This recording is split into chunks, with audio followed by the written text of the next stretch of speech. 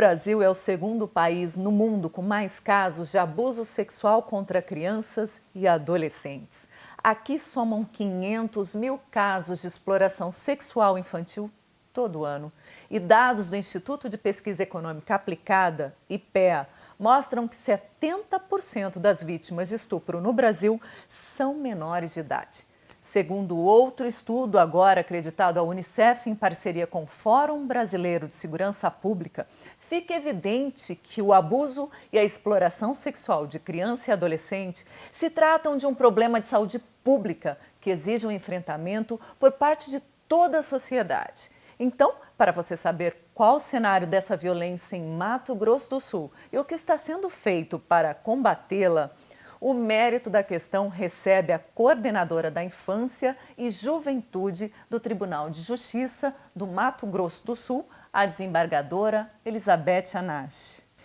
Desembargadora, quais são as formas de violência contra crianças e adolescentes? Existem várias formas de violência, tanto a violência física, psicológica, a violência sexual, né, no caso, a auto-infligida, a violência institucional e, não menos importante, também a negligência. Sobre isso até que eu ia perguntar agora, né? Maus tratos e negligência ampliam essa dimensão de violência, não é mesmo? Sim, exatamente. A negligência e os maus tratos são os maiores problemas que nós enfrentamos no combate à violência contra criança e adolescente. A senhora poderia exemplificar para a gente, para as pessoas entenderem o que seria negligenciar, né, uma criança e um adolescente? É deixar de atendê-la nos seus direitos essenciais, nos seus direitos básicos, né? A saúde, a educação, bem-estar físico, emocional. Então, toda vez que se negligencia, que se deixa de proporcionar algum direito essencial à criança e ao adolescente, nós estamos diante de uma negligência. E quais têm sido as consequências dessa violência, desses tipos de violência para as vítimas? A violência, ela causa estigmas muito fortes, muito pesados, né? Se ela é provocada em uma vítima na primeira infância, os traumas decorrentes dessa ofensa, eles são muito mais difíceis de serem tratados e de serem revertidos, né? Mas, de qualquer forma, a violência, de uma forma geral, ela gera tanto problemas sociais, emocionais, psíquicos, muitas vezes falta de rendimento na escola, às vezes um problema físico mesmo, dores, queixas, que às vezes a criança ou o adolescente não tinha antes de sofrê-la. Enfim, são consequências muito graves. Muitas vezes nós temos a iniciação precoce da sexualidade, nós temos às vezes a reprodução da violência em outras crianças, em outros adolescentes.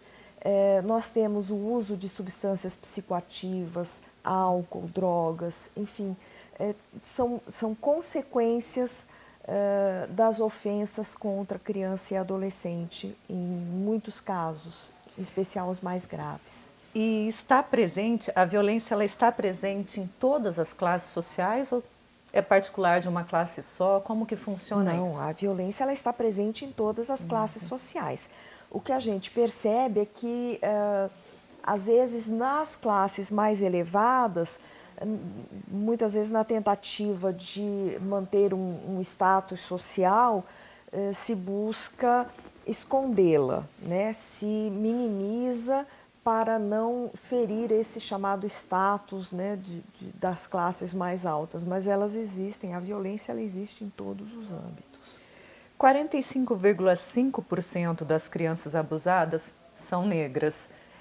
Como a desembargadora pode traduzir esse número ou ressignificar esse número, né? Existe um estudo recente que foi feito que demonstra que existe um número um pouco maior de crianças brancas em relação ao número de crianças negras. Eu sempre questiono esse número, porque, por exemplo, na violência doméstica e no feminicídio, as mulheres negras elas têm um índice muito maior de vitimização do que em relação às outras raças, etnias. Então, eu não sei se existe uma subnotificação, enfim, isso precisa ser visto com uma lupa. A gente precisa analisar com maior cuidado para ver se não é uma subnotificação, para ver se isso reflete a realidade. Eu tenho minhas dúvidas. E quais são violências contra crianças e adolescentes que são consideradas crimes e que devem ser denunciadas? Toda forma de agressão física, emocional, a violência sexual, elas são consideradas crimes. Nós temos também o abandono moral, o abandono material, o abandono emocional, enfim, e toda violência ela deve ser denunciada. Tem algum número específico, alguma forma de fazer isso? Sim, os canais de denúncia são o Disque 100, o Disque 180, ou as denúncias elas podem ser levadas diretamente ao Ministério Público ou à Delegacia de Polícia, em especial a DPCA, que está mais voltada para o atendimento desse público, ou mesmo o Conselho Tutelar da cidade. Especificamente em relação a Mato Grosso do Sul, quais são os tipos de violência mais denunciadas, desembargadora? Nós temos um alto índice de maus tratos, de violência de ordem sexual, e agora nós temos também, devido à exposição às redes, à internet, nós temos um elevado número de crimes digitais também. E a partir da lei número 13.431 de 2017, mudou-se a forma de ouvir a criança ou adolescente vítima ou testemunha de violência, né? O depoimento especial é um procedimento realmente mais humanizado? Ah, sim. É muito interessante esse assunto. Nós começamos a falar sobre uma forma diferenciada de escutar a criança ou o adolescente que for vítima ou testemunha de uma violência desde o início da década de 2000, no Rio Grande do Sul. Na época, o desembargador da Altoé, César, era juiz da infância em Porto Alegre, e ele criou o chamado depoimento sem dano, né? E desde então isso foi sendo aperfeiçoado até ser incorporado na legislação brasileira e está sendo aplicado em todo o Brasil. Em que consiste o depoimento especial?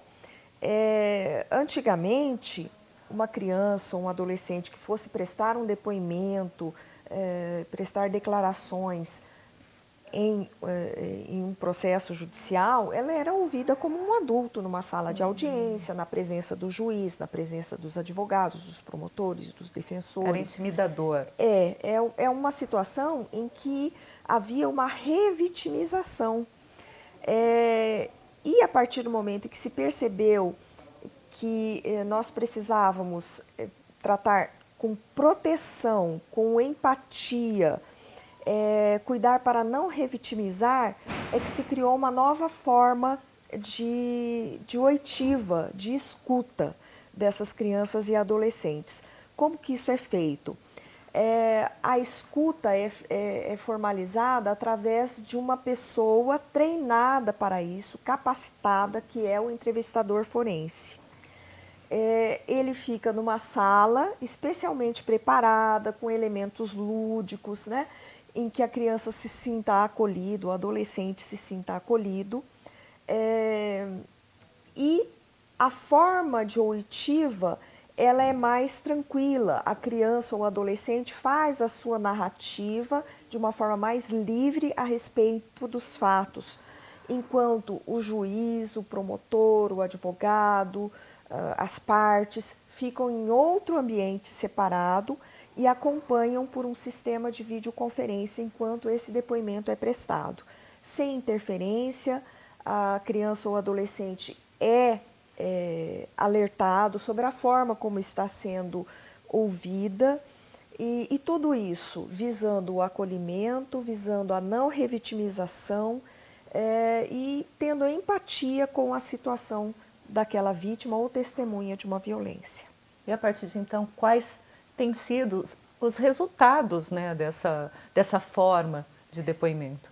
Nós sentimos que a partir do momento em que se propicia essa forma diferenciada, essa escuta especializada, nós temos uma forma de entender melhor o fato, a criança ou adolescente se sente mais tranquila para falar, para dizer dos seus, dar as suas declarações, para fornecer os elementos necessários para a melhor elucidação dos fatos que estão sendo apurados no processo judicial.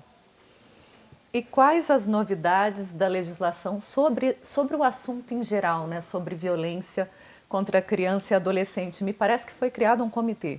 Ah, sim. Aqui no âmbito de Mato Grosso do Sul, nós sempre, na Coordenadoria da Infância e Juventude, nós sempre conversamos sobre qual é a melhor forma de orientar os juízes, capacitar os entrevistadores forenses, os servidores, enfim. E nós percebemos que às vezes nós temos alguma disparidade. Algumas comarcas que têm as salas de depoimento especial já totalmente preparadas, outras que são adaptadas, outras que ainda não possuem essa sala. Nós temos lugares em que o entrevistador forense foi treinado, mas mudou de comarca, saiu da vara. Então, nós precisamos de uma padronização e de um atendimento mais referenciado.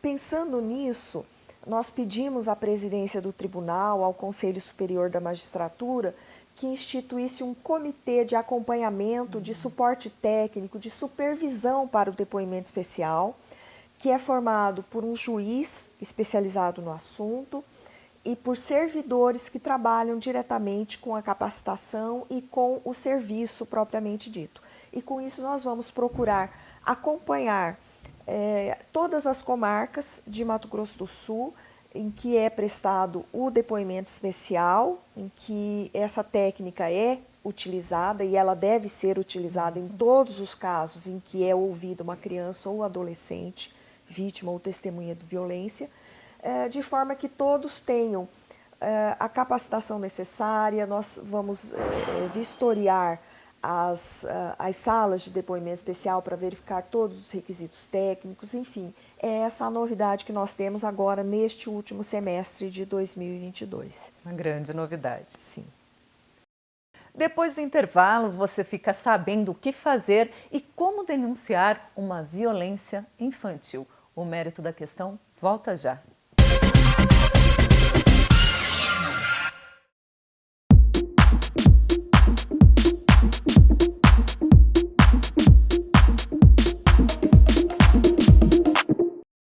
O que é uma denúncia criminal? Todas as pessoas que vêm ao fórum para uma vara criminal têm diante delas uma denúncia. E isso é um documento que diz que existe um indício, que existe algum início de prova de que ocorreu um crime. Isso não significa que a pessoa é uma criminosa, é simplesmente que vai se iniciar um processo. E aqui nós falamos que a pessoa primeiro tem que se defender para depois se dizer se ela é culpada ou não. Então, se o senhor foi denunciado, procure um advogado, procure uma defensoria pública, porque aí os senhores poderão trazer as suas versões sobre o fato.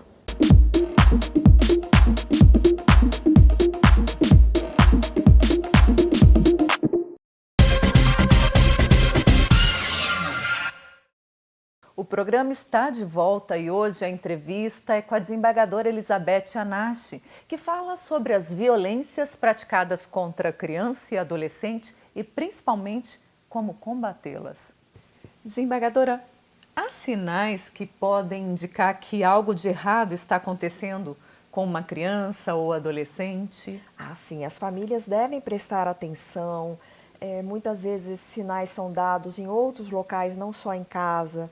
Muitas vezes a criança se abre na escola, muitas vezes se abre na igreja, com um amigo próximo, com uma madrinha, um padrinho, né? Então, esses sinais, eles podem ser percebidos. As mudanças de comportamento, às vezes a criança que começa a ter uma apatia, uma tristeza, que antes não demonstrava, ou às vezes perda de rendimento escolar. A criança ia muito bem na escola, de repente tem uma queda vertiginosa sem uma explicação plausível. Começa a manifestar em situações mais graves, até a automutilação. Muitas vezes começa a ter aversão a uma pessoa determinada com a qual ela antes se relacionava bem. Então, são sinais que as famílias, os cuidadores, as pessoas que estão em volta devem prestar atenção.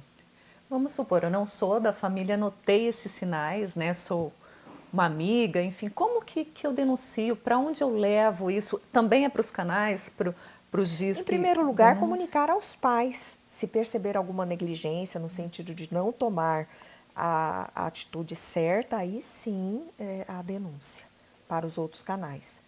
E os profissionais da rede de apoio, eles são capacitados? Como isso tem funcionado aqui em Mato Grosso do Sul? A lei do depoimento especial, ela trouxe justamente essa possibilidade de atendimento em rede. E aí começa com a escuta especializada na própria delegacia e no depoimento especial em juízo, de preferência que não haja repetição para não haver revitimização. Então, existe essa capacitação, esse atendimento em rede, e uma das formas que a lei prevê e que nós estamos insistindo muito para que seja criada aqui em Mato Grosso do Sul é o Centro de Atendimento Integrado, que atualmente o Poder Público tem chamado de Casa da Criança, que é um local semelhante à Casa da Mulher, em que existe todo o equipamento de atendimento à população envolvida, no caso criança e adolescente, seja Poder Judiciário, Ministério Público, Defensoria, a delegacia, os órgãos de atendimento na área de psicologia, né, os CAPs. Nós teríamos também um local para fazer exames de corpo de delito, enfim, um único local para que o atendimento seja integrado e a vítima, no caso, criança ou adolescente vítima de uma violência, não precise ficar circulando na cidade à procura de atendimento. O atendimento seria todo centralizado num único local.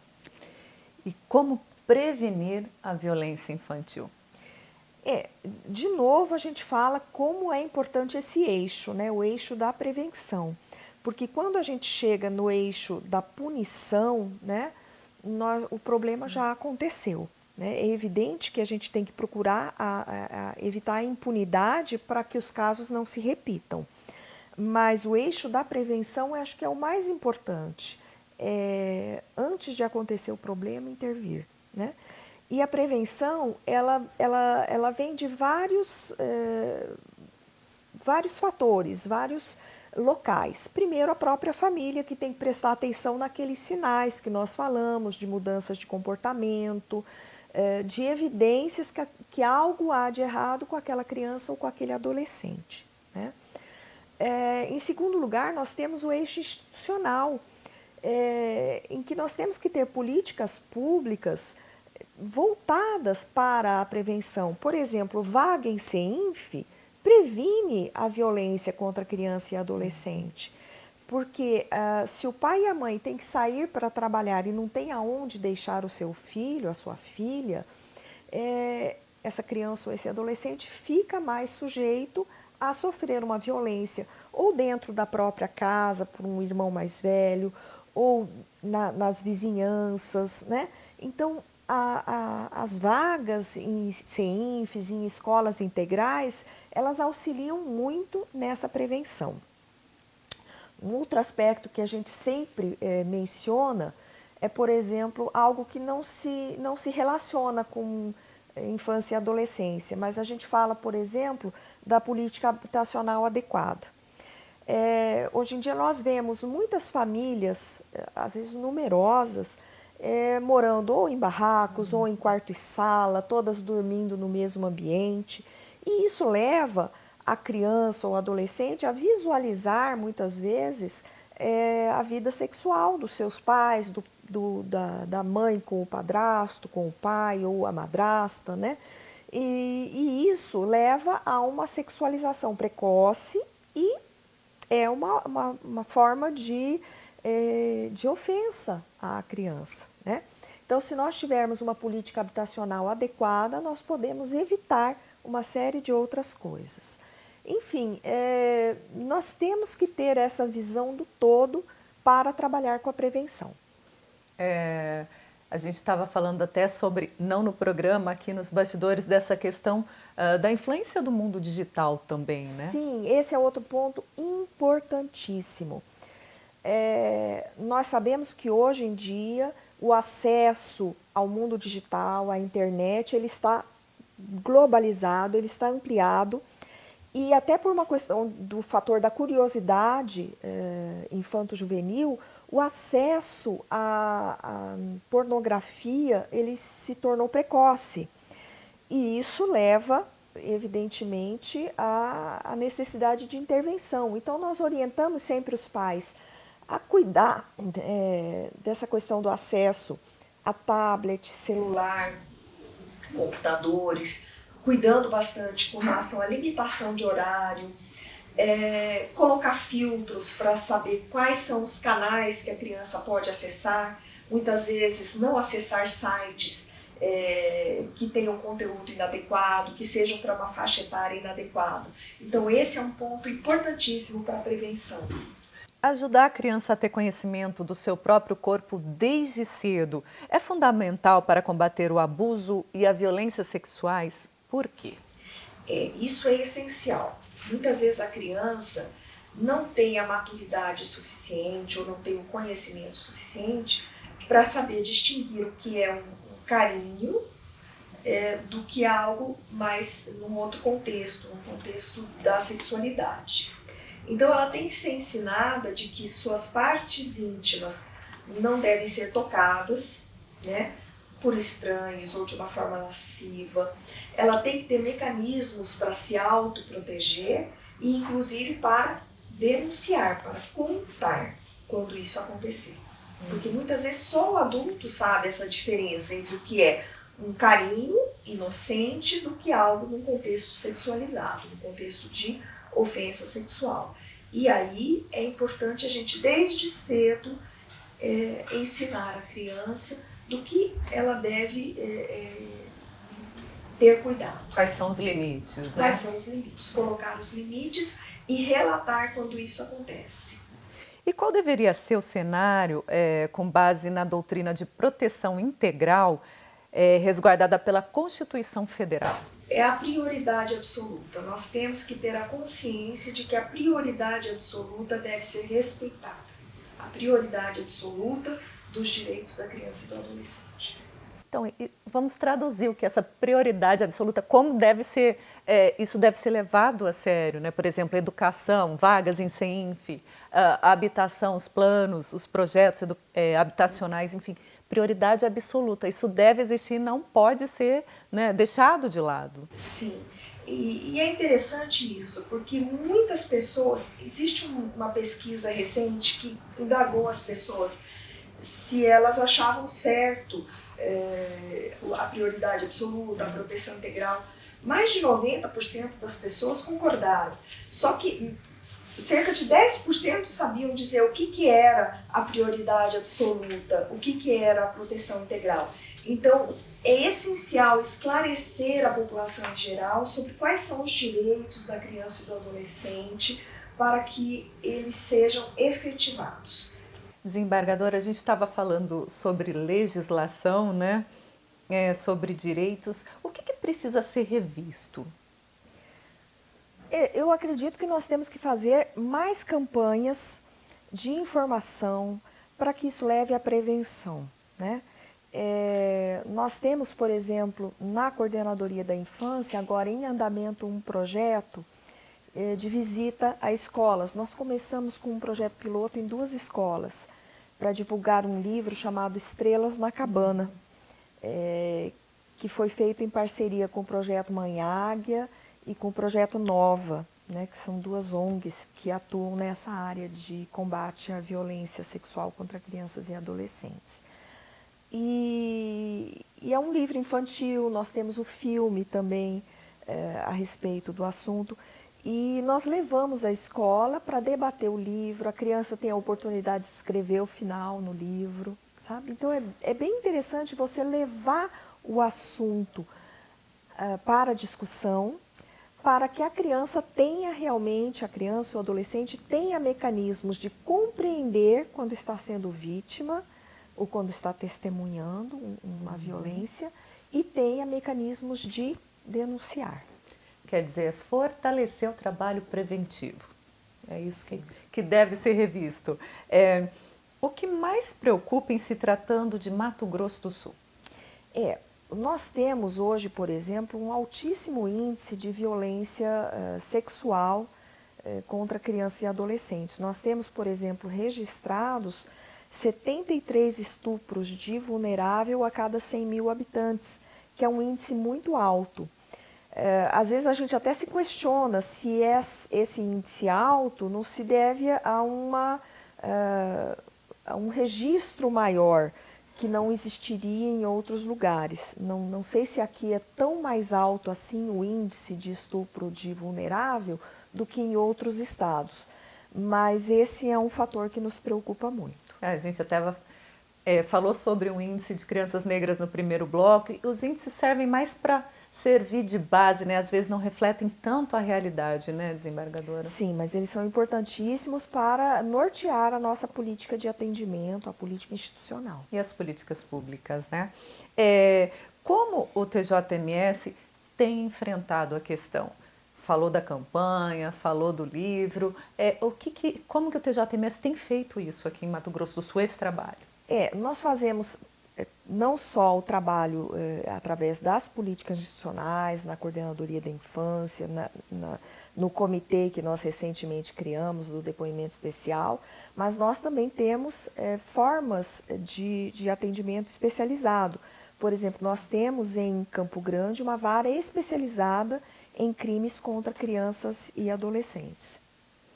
Desembargador, então, como o Tribunal de Justiça de Mato Grosso do Sul tem enfrentado a questão da violência contra a criança e o adolescente? No âmbito da coordenadoria da infância, nós temos atuado com essas políticas de prevenção, essencialmente assim. Nós, além desse projeto piloto, nós sempre atuamos com ênfase no Maio Laranja, porque nós temos no mês de maio o mês do combate à violência sexual contra crianças e adolescentes. Dia 18 de maio é o dia em que se marca o combate. E nós fizemos, neste ano de 2022, uma ação muito interessante, inclusive. Nós proporcionamos um curso juntamente com a Secretaria Estadual de Saúde, com a Secretaria Municipal de Saúde, voltada para a identificação de casos de violência na rede de atendimento, especialmente por médicos, enfermeiros, atendentes na rede em geral que recebe crianças e adolescentes. Então, nós estamos sempre trabalhando com esse tipo de foco. Além disso, nós temos em Campo Grande uma vara especializada em crimes contra crianças e adolescentes, uma vara que foi criada para dar mais ênfase ao recebimento dessas denúncias e ao processamento dessas ações penais. E nós irradiamos para o interior essa padronização que a gente busca. Desembargadora, parabéns pelo trabalho que vem sendo desenvolvido, né? Obrigada por participar mais uma vez do programa Mérito da Questão. Eu é que agradeço. O Mérito da Questão é um programa do Tribunal de Justiça de Mato Grosso do Sul em parceria com a Assembleia Legislativa Estadual. As edições anteriores estão disponíveis nos canais do Judiciário e do Legislativo no YouTube. Até a próxima!